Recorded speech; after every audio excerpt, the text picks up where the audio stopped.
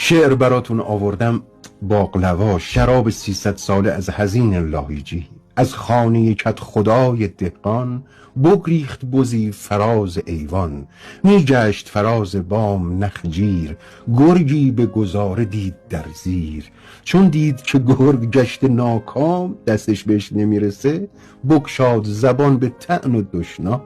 گرگ از سر صبر گفت که ای شوخ، بیداد منت مباد منسوخ. یادت نره من کیم، این عربده نیست از زبانت، دشنام به من دهد مکانت. این هارت و فورت از جنم و جوهری خودت نیست، اینها توهم اون جایگاهت، پستت، مقامت.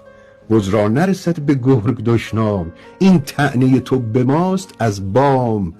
زینگونه در این زمانه دون، بیداد خسان بود ز گردون. هر گوش سپهر سفله پرور، بوزینه و بز نموده سرور.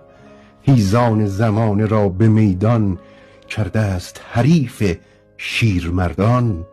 بز بر سر بام جا گرفته، خوش عرصه ز دست ما گرفته.